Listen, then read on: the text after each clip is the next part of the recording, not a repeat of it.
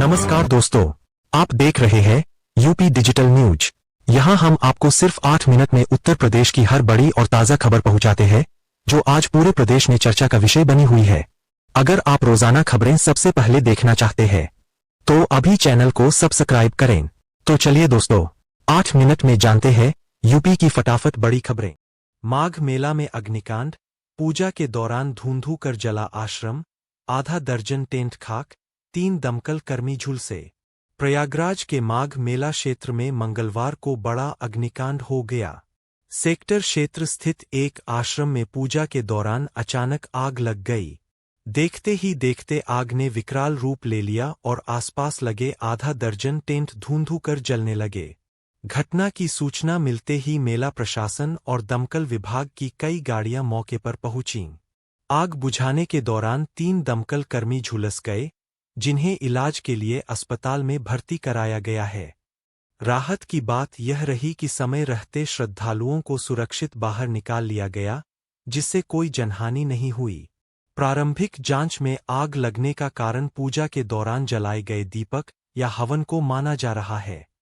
प्रशासन ने घटना की जांच के आदेश दे दिए हैं।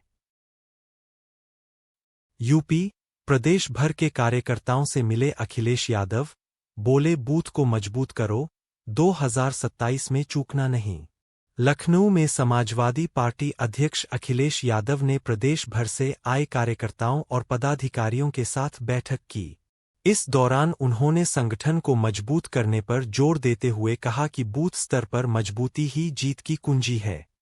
अखिलेश यादव ने कार्यकर्ताओं से अपील की कि वे हर बूथ पर सक्रिय रहें, मतदाताओं से लगातार संपर्क बनाए रखें और सरकार की नीतियों को जनता तक पहुंचाएं। उन्होंने कहा कि 2027 का विधानसभा चुनाव बेहद अहम है और इसमें किसी भी तरह की चूक बर्दाश्त नहीं की जाएगी। बैठक में संगठनात्मक ढांचे की समीक्षा की गई और आगामी चुनावी रणनीति पर चर्चा हुई। अखिलेश यादव ने कहा कि जनता बदलाव चाहती है और कार्यकर्ताओं की मेहनत से ही यह लक्ष्य हासिल होगा।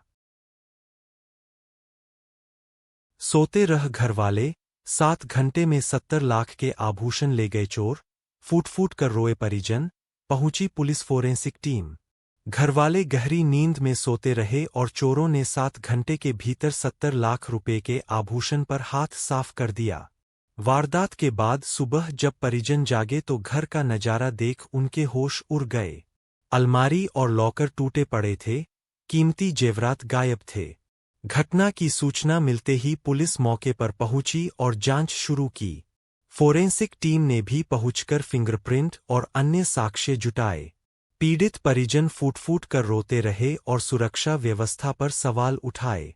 पुलिस का कहना है कि आसपास लगे सीसीटीवी कैमरों की फुटेज खंगाली जा रही है और संदिग्धों से पूछताछ की जा रही है। जल्द ही आरोपियों की गिरफ्तारी का दावा किया गया है। यूपी पुलिस कंप्यूटर ऑपरेटर भर्ती के आवेदन पत्र में सुधार का मिलेगा मौका, इस दिन खुलेगी संपादन window. UP police computer operator भर्ती के अभ्यर्थियों के लिए राहत भरी खबर है। भर्ती बोर्ड की ओर से आवेदन पत्र में हुई त्रुटियों को सुधारने का एक और मौका दिया जा रहा है।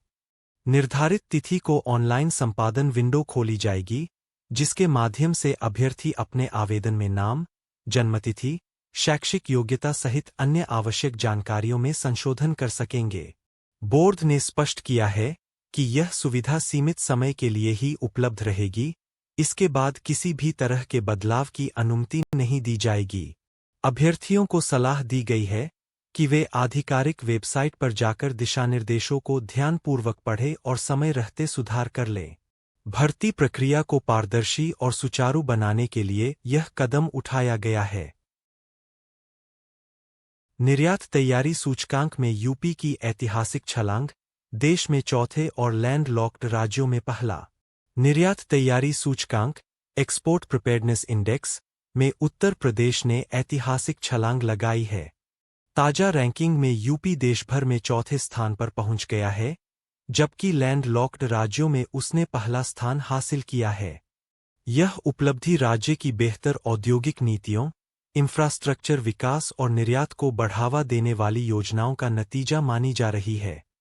सरकार के अनुसार एक्सप्रेसवे नेटवर्क, लॉजिस्टिक्स हब, औद्योगिक क्लस्टर और सिंगल विंडो सिस्टम से निवेश और निर्यात को गति मिली है। एमएसएमई, हथकरघा, कृषि उत्पाद और मैन्युफैक्चरिंग सेक्टर का निर्यात लगातार बढ़ रहा है। विशेषज्ञों का कहना है कि यह रैंकिंग यूपी को वैश्विक निवेशकों के लिए और आकर्षक बनाएगी। मेरठ में दिनदहाड़े फायरिंग, आजाद समाज पार्टी के कार्यकर्ता पर बरसाईं गोलियां, बाल बाल बचा संजय। मेरठ में दिनदहाड़े फायरिंग की सनसनीखेज घटना सामने आई है। शहर के एक इलाके में आजाद समाज पार्टी के कार्यकर्ता संजय पर अज्ञात हमलावरों ने ताबड़तोड़ गोलियां बरसा दीं।